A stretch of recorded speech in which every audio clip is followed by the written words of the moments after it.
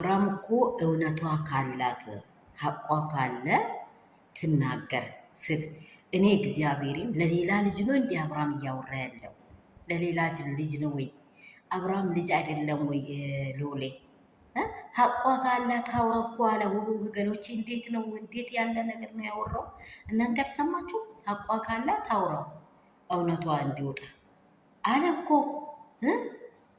እሱ እኮ የእሱን ልጅ ቲቶ ለሌላ ግለሰብ እንደሚያወራ ነው ይሄ መልእክት የሚመለከተው። ይሄ ነገር ይህ ህፃን አብርሃም ጋር እንዳለ ነው እኔ የሚታየኝ ማለት ነው። ይህ ህፃን አብርሃም ጋር እንዳለ ነው የሚታየኝ። ምክንያቱም ምን እንደሆነ ከአነጋገሩ እኮ የአንድ ሰውን ስሜት መረዳት ትችላላችሁ። አነጋገሩ ሀቁ ካላት አውራ። እነርሱ ምን የሚበሉ አንቺ ስም ብቻ አይታችኋል አይደለም? እንዲህ ያይሉት በህይወትሽ እየተጫወተ ነው። ግን አሁን መጨረሻና መጨረሻ ሊውሌ መገኛት አይቀርም። የሰው ልጅ ነውና ነፍስ ያለ ነገር ነውና ገና ትላንትና ገና ለገና ፖሊስ ጣቢያ ስላመለከተች ጥሪ ስላስገበች ነው ተንበቅብቆ የመጡት እንጂ ዛሬ ግን አዲስ ነገሩ ማየታችን አይቀርም። ሉሌ መገኛት ግን አይቀርም። ግን በሩታ ህይወት ላይ እንዲህ ሲያደርግ ትላንትና የወለዳት ምስት አይደለችም ወይ? አብሮ የኖራት ምስት አይደለችም ወይ? እኔ እስከ መጨረሻ በቃ ማንነቱ ይሄ ልጅ ራሱን የረሳ ሰው ነው ማለት ነው። ራሱን የረሳ ሰው ነው አብርሃም። ራሱን ልጁን የረሳ ሰው ነው። በቃ እሱ ከነእንትኑ ከነማንነቱ ሄርሜላን ነው በቃ እያወራ ያለው ማለት ነው። ሰላም ሰላም፣ እንዴት ናችሁ የኔ ውዶች የኔ እንቆች? እንዴት ናችሁ? ሁሉ ሰላም፣ ሁሉ መልካም ነው።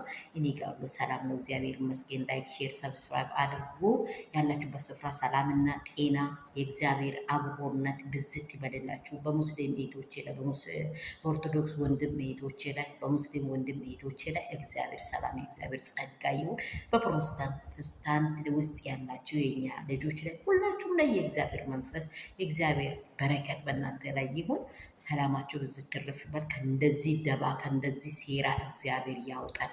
እንደዚህ ያለ ትዳር ለልጅ ልጅ አይግጠም። እኔ ረገምኩት፣ ይሄንን ትዳር ረገምኩ። በእውነት ይሄ ትዳር አይደለም፣ ማነቆ ነው። በቃ ትዳር አይደለም፣ ስቃይ ነው። ሩታ ተሰቃየች። በልጅ በማሳደግ ተሰቃይታ እንዲያድርጋ ወልዳ ተሰቃይታ እችን ልጅ ምን ላደርጓት ነው? ይሄ ቤተሰብ ምን አይነት የተረገመ ቤተሰብ ነው? አረ ኢየሱስ ክርስቶስ ምን ማየት አይቼ ማላቅ ማለት ይሄንን ቤተሰብ እንደዚህ ያለ ቤተሰብ አይቼ አላቅ። በጣም አይምሮ ፖዝ ነው የሆነው። በእውነት ነው የምላችሁ። በቃ በጣም ነው ቀወስኩት። እውነት ካላት አውራላ ያቺማ እብድ ናት። ያቺ አትቆጠርም። እንድሮም እንደ ሰው ስለማትታየው እሷ አትቆጠርም። ግን በጣም ከባድ የወለደ ሰው ከጉልበቱ ልጅ ወጣ የልጅነቴ ልጅ የሚል ኧረ ስራው ይፍረስ በኢየሱስ ስም።